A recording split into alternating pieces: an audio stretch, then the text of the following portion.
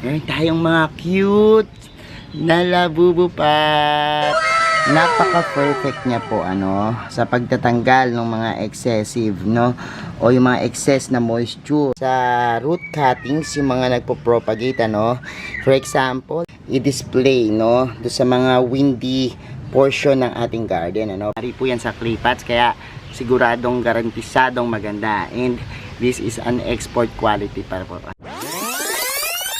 Hello everyone! This is Sir Misunao of Mini Dino Park and Eco Garden, and welcome back sa ating YouTube channel. And for today's video, ano ba pag-usapan natin? Well, ngayon ay tanggalin natin ito Meron tayong mga cute na labubu pot. Ayan. Actually marami ito na color. Papakita ko sa inyo mamaya, and napakagaganda. Trending na trending ang mga labubu ngayon. And at talagang gustong gusto ko to kasi bagay na bagay to dun sa mga plants na na-acquire ko recently at ang daming advantage. Ito po ay gawa sa clay pot, kaya naman pag-usapan natin ngayon yung 5 advantage ng paggamit ng clay pot at pe-flex ko rin sa inyo yung ating iba't ibang design ng labubu pots, at makikita nyo na yan sa ating pagbalik. Kaya kung ready na kayo mga ka-MDP, tutok lang po.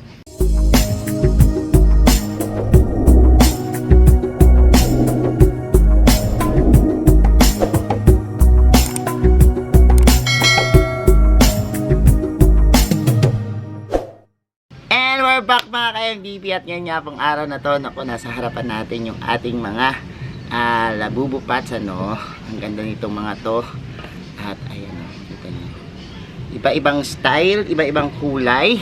Meron tayong 6 na pots na yan makukulek. Ayan, meron yan yung green natin, ang ganda tapos meron tayong character na ganito, yung yellow naman.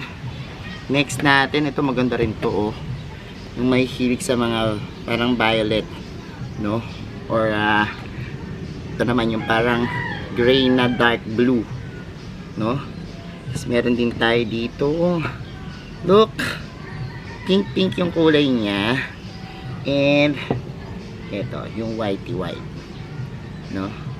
so yan yung mga pagpipilian nating characters. And pwede na kayo mag-collect yan kasi ang ganda niyan kapag talaga marami kayo. Yan, nakalagay sa garden nyo, tas uniform ang gandang tingnan. Tapos meron din tayong isang special character na yan, yung kulay brown natin. Ang ganda, look. Diba? Napaka-cute niyan. And gustong gusto ko tong mga clay pot ko na to kasi dahil marami siyang advantage na talagang naibibigay sa halaman pag clay pot yung ginagamit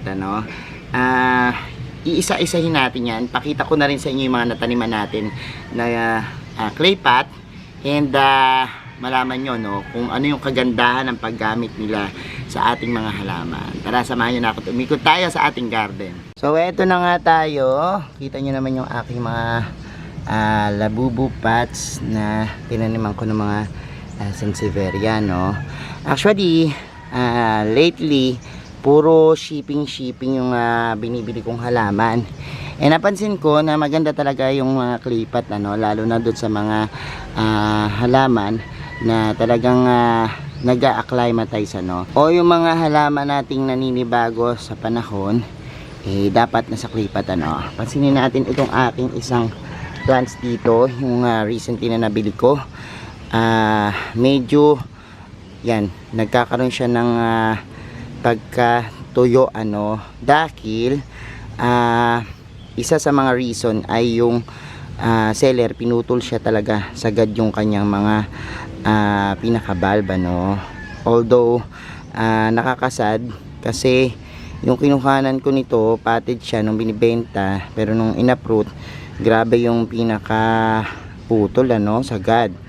And sabi ko wag na, hindi na ako magrereklamo pero ganyan, dahil nga dehydrated siya pag nakalagay sa box sa shipping, ang tendency is mag-acclimatize siya. So I choose na gamit ng clay pot para maiwasan yung pagkabulok ng pinaka valve niya, no. Kasi itong clay pot napaka-porous ng materials, and maiiwasan mo talaga yung excessive na tubig, ano, kapag ginamit mo siya. So perfect na perfect siya dun sa mga dumarating kong halaman na galing sa shipping, no. At yung napapansin ko na medyo delikado, yan, ginaganito natin, ano. Yan, tapos puputol-putulin ko na lang muna yung kanyang mga leaves para sa gayon ay makarecover. Actually, gusto ko nang tanggalin lahat ng mga leaves nito para sumupang na lang yung bagong leaves, ano. Pero ang iniiwas natin dyan is matuyo yung kanyang pinaka valve o mabulok, ano. Kaya clay pot yung ginamit natin. So yan yung isa sa mga advantage, no, ng paggamit ng clay pot para dun sa mga halaman na talaga namang bago pa lang or naninibago ng panahon, ano, para nang sa gayon mas madali silang maka-adapt, ano, sa inyong rapid temperature na tinatawag, ano. Kasi itong clay pot nag-a-act siya na buffer, no, para ma-prevent yung soil sa mga pag-init kagad, ano, or paglamig kagad, ano. Kumbaga siya yung nagiging pinaka-control, no. So yan yung isa sa mga advantage natin, ano, lalo na doon sa mga halaman na medyo sensitive. Magandang gamitin ng clay pot, ano, nang sa gayon iwas yung pagkamatay nila. Mainam rin yung mga clay pot sa root cuttings, yung mga nagpo-propagate, ano. For example, nag-cut kayo tapos yung top cut, pwede nyong ilubog dyan katulad nitong ating yan, limifolia. Pinugot ko yan, nagbehead ako ng limifolia, tapos yung pinaka uppercut niya, yun yung tinanim ko para paugatin para sa mas mabilis na yan, propagations o pagpapaugat, no. Yung clay pot magandang gamitin yan, ano, kasi maganda yung kanyang pag-drain, no, yung water draining, dahil nga porous yung materials, maaring makawala dyan yung tubig, ano. At the same time, yung airflow, no, na tinatawag is talagang okay na okay din. Kaya yung pinaka-ugat niya or yung pinagputulan ng mga plants mabilis mag-ugat, ano, kapag clay pot yung ginagamit. Napansin ko rin na kapag clay pot yung ginagamit natin dun sa ating mga halaman tulad ng cactus, maganda, no, kasi alam naman natin yung mga cactus, succulents, siya po ay nag-stock ng tubig, no, dun sa kanyang pinaka halaman, sa mga stem o dun sa mismong cactus nyo, ganyan, ano. Pero itong clay pot kasi napaka-perfect niya po, ano, sa pagtatanggal ng mga excessive, no, o yung mga excess na moisture do sa ating potting soil, ano, na maganda po sa halaman kasi napiprevent niya yung root rot o yung pagkabulok ng ugat, ano. Kasi mentras po na maraming moist yung ating potting mix, yan po yung naging cause ng fungus na nagiging sanhi naman po ng pagka bulok nung ugat niya, no. So para ma-prevent natin yan, clay pot yung gamitin natin, ano. Magandang maganda, lalo na po yung ganitong korte, yung labubu pots natin, talagang dinesign ko po yan na parang mahabang ganyan, ano.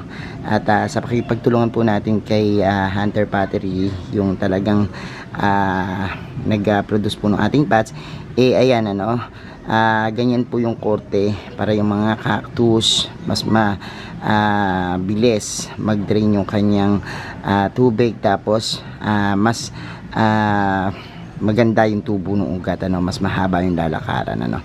Kaya ayan po yung isa sa mga advantage pa rin ng ating clay pot. Doon sa ating pang-apat na advantage, ito pong mga clay pot natin, mabibigat po yan, ano.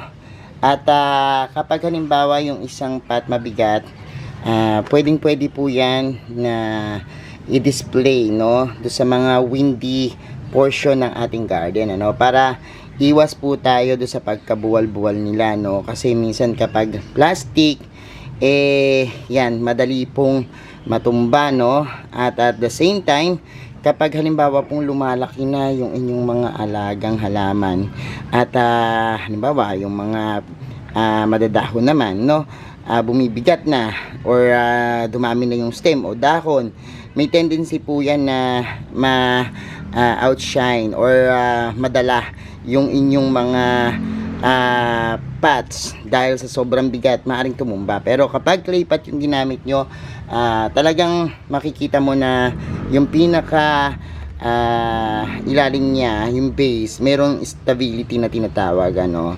At kahit na yung large proportions ng plants talaga namang ma-occupied yung inyong garden, hindi basta-basta bubuwal, ano.